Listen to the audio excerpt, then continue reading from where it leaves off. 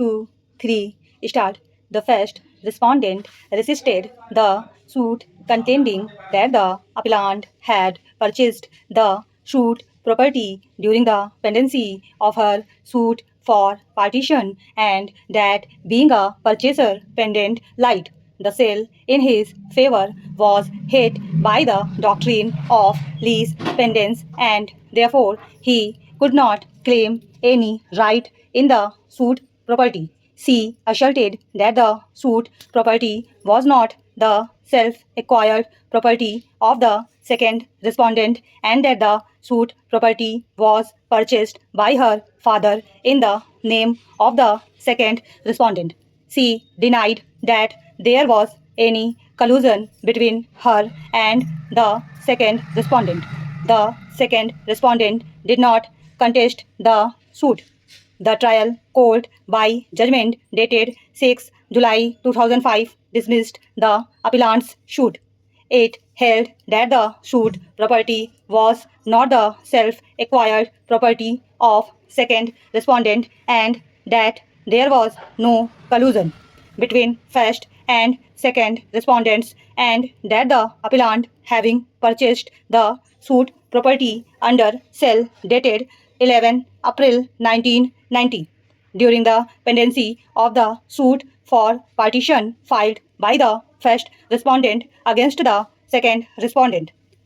The sale in his favor was hit by the doctrine of lease pendens and therefore the appellant did not get any title to the suit property and he was not entitled to the relief of declaration and injunction sought by him.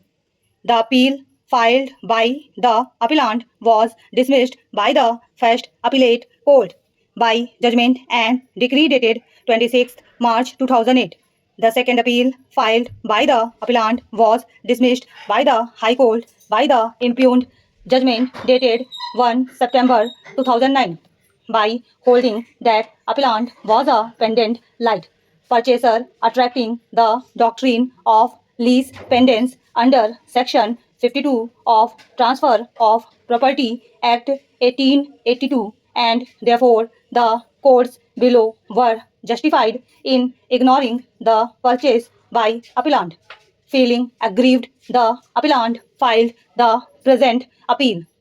The partition suit was decreed holding that the first respondent was entitled to half share in the properties which were the subject matter of partition suit including the suit property. In the final decree proceedings, an equitable division was made accepting the report of the commissioner who had divided the suit property as per the sketch resulting in approximately 3/4 of the suit property being allotted to the first respondent and only the remaining 1/4 of the suit property being allotted to the second respondent. The contention of the appellant that the partition suit by the first respondent against the second respondent was collusive and that the suit property was the self-acquired property of the second respondent and the first respondent did not have a share therein, have been concurrently negatived the alternative contention of the appellant that even if the first respondent had a half share therein, the division and allotment of the properties in the partition suit ought to have been made in a manner that the entire suit property was allotted to the share of second respondent to work out equities was also negatived by the courts below. Stop.